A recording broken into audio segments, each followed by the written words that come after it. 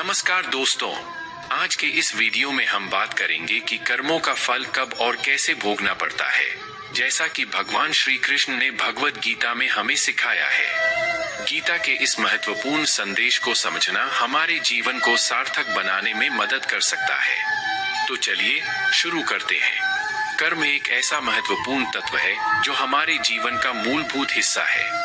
यह न केवल हमारे व्यक्तित्व का परिचय देता है, बल्कि हमारे भविष्य का भी निर्माण करता है। भगवद गीता में कर्म का एक महत्वपूर्ण विवेचन किया गया है, जिससे हमें उसके महत्व की समझ मिलती है। कर्म विविध प्रकार के होते हैं, कुछ अच्छे और कुछ बुरे। भगवान श्री कृष्ण ने गीता में कर्म का महत्व बहुत ही उच्चाधिक बताया है। अच्छे कर्म हमें संसार में शांति और सफलता की ओर ले जाते हैं। गीता में उपयुक्त उदाहरणों के माध्यम से कर्म का महत्व बताया गया है। एक उदाहरण के रूप में अर्जुन के समक्ष युद्ध के दृश्य में भगवान श्री कृष्ण ने कहा कि वह अपने कर्तव्य को निभाने के लिए युद्ध करने के लिए उत्सुक रहे, क्योंकि युद्ध में उनका कर्तव्य था। दूसरे शब्दों में, वह अपने कर्म को निभाने के लिए सजग थे। गीता में कर्म का महत्व को और भी कई संदर्भों में दिखाया गया है। एक उदाहरण के रूप में अध्याय 3 में भगवान श्री कृष्ण ने कहा है कि हमें अपने कर्तव्य का पालन करते हुए भी संगठन में योगदान देना चाहिए। यह दिखाता है कि कर्म का महत्व तभी होता है जब हम उसे निष्काम भाव से करते हैं और समाज की उन्नति में योगदान करते हैं। भगवद गीता में कहा गया है कि हमारे कर्मों का फल हमें उसके कार्यारंभ के तुरंत बाद नहीं मिलता है, बल्कि वह किसी न किसी समय आता है। इसलिए हमें कर्म करते समय सावधान रहना चाहिए, क्योंकि उसका फल हमें कभी कभी अचानक भी मिल सकता है। भगवद गीता के संदेश को समझकर हम अपने कर्मों को सही तरीके से निर्वहन कर सकते हैं और अपने जीवन को सार्थक बना सकते हैं। यह हमें अच्छे कर्म करने की प्रेरणा देता है और हमें समाज में उपयोगी नागरिक बनाता है। कर्म का फल और उसका समय एक ऐसा विषय है जो हर व्यक्ति के जीवन में महत्वपूर्ण होता है। कर्म करने के बाद उसका फल और उसका समय क्या होता है, यह विचार ध्यान दिलाता है कि हमें कर्मों में सावधानी से और सही दिशा में आगे बढ़ना चाहिए। इस लेख में हम भगवद गीता के दृष्टिकोण से कर्म का फल और उसका समय का विवेचन करेंगे। भगवद गीता में कहा गया है कि हर कर्म का निश्चित फल होता है। यह फल हमें उस कर्म के अनुसार ही प्राप्त होता है, चाहे वह अच्छा हो या बुरा। अच्छे कर्म का फल सुख और समृद्धि के रूप में हमें मिलता है, जबकि बुरे कर्म का फल दुख और संघर्ष के रूप में हमें भोगना पड़ता है। भगवद गीता में कहा गया है कि हर कर्म का फल हमें उसके कार्यारंभ के तुरंत बाद नहीं मिलता है, बल्कि वह किसी न किसी समय आता है। इसलिए हमें कर्म करते समय सावधान रहना चाहिए, क्योंकि उसका फल हमें कभी कभी अचानक भी मिल सकता है। उदाहरण के रूप में एक व्यक्ति ने अच्छे कर्मों का फल पाने के लिए अनेक सालों तक मेहनत की। उसने हर क्षण में परिश्रम किया और निष्काम कर्म किया। उसका यह कर्म न केवल उसके व्यक्तित्व को समृद्धि और सम्मान दिया, बल्कि उसने भी अपने परिवार और समाज के लिए एक महत्वपूर्ण योगदान किया। इस उदाहरण से हमें यह सीखने को मिलता है कि कर्म का समय बहुत महत्वपूर्ण होता है। हमें सही समय पर सही कर्म करने का प्रयास करना चाहिए, ताकि हमें सफलता मिल सके। इस वीडियो में हमने देखा कि कर्म का फल और उसका समय हमें हमारे कर्मों की महत्वपूर्णता को समझाता है। भगवद गीता के दृष्टिकोण से हमें यह ज्ञात होता है कि हर कर्म का निश्चित फल होता है, जो हमें उसके अनुसार ही प्राप्त होता है। इसलिए हमें निष्काम कर्म करते समय सावधानी और सही दिशा में काम करने का प्रयास करना चाहिए। यह हमें सफलता की ओर ले जाता है और हमारे जीवन को संपूर्णता की दिशा में ले जाता है। कर्म करने का सही तरीका एक महत्वपूर्ण विषय है, जिस पर हमें गहरा विचार करना चाहिए।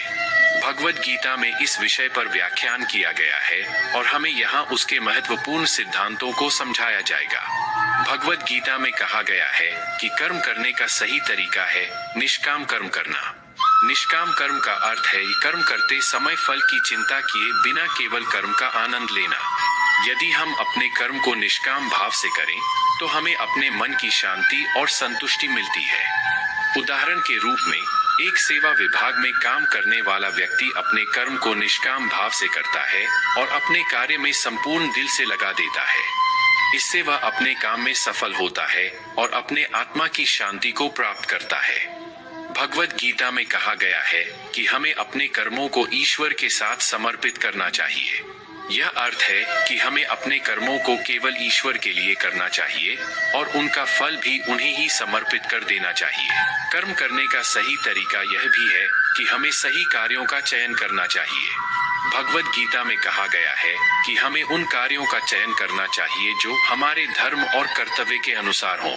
हमें उन कार्यों को चुनना चाहिए जो हमारे शारीरिक और मानसिक स्वास्थ्य के लिए उपयुक्त हों और हमें आत्मा की शुद्धि के प्रति प्रेरित करें।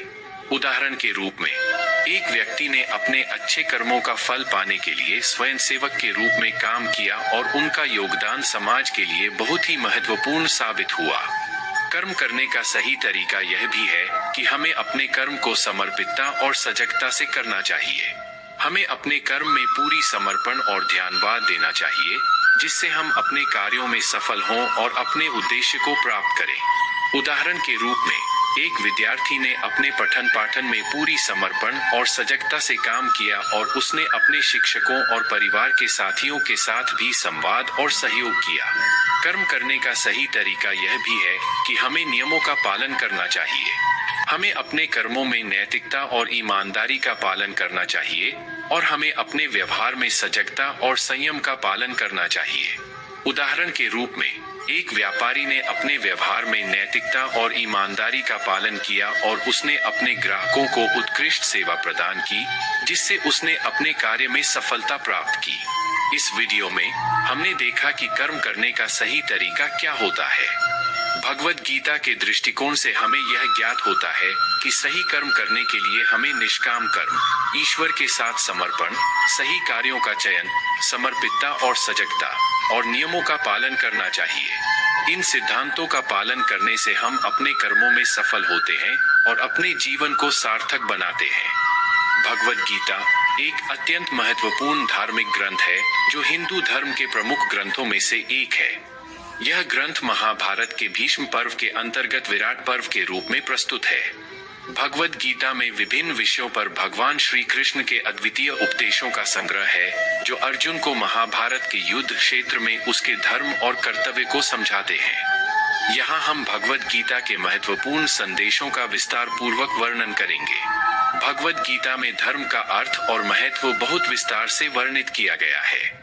धर्म का अर्थ है अपने कर्तव्य का पालन करना, न्याय का पालन करना और सभी प्राणियों के प्रति सहानुभूति और दयालुता बनाए रखना। उदाहरण के रूप में, जब अर्जुन को युद्ध में भाग लेने का विचार किया गया तो भगवान कृष्ण ने उन्हें धर्म का पालन करने की प्रेरणा दी। उन्होंने कहा कि धर्म का पालन करते हुए युद्ध करना अर्जुन का कर्तव्य है। भगवद गीता में कहा गया है कि कर्म का महत्व बहुत अधिक है। कर्म करना धर्म का हिस्सा है और इससे हमारी आत्मा का उद्धार होता है। हमें निष्काम कर्म करना चाहिए और कर्मों के फल को ईश्वर को समर्पित करना चाहिए। यदि हम निष्काम कर्म करते हैं तो हमारी आत्मा की शुद्धि होती है और हम समाधान में रहते हैं। भगवद गीता में समता का सिद्धांत बहुत महत्वपूर्ण है। इसमें धन्य और दुर्भाग्यवान, मित्र और शत्रु, सफलता और असफलता को समान दृष्टि से देखा जाता है।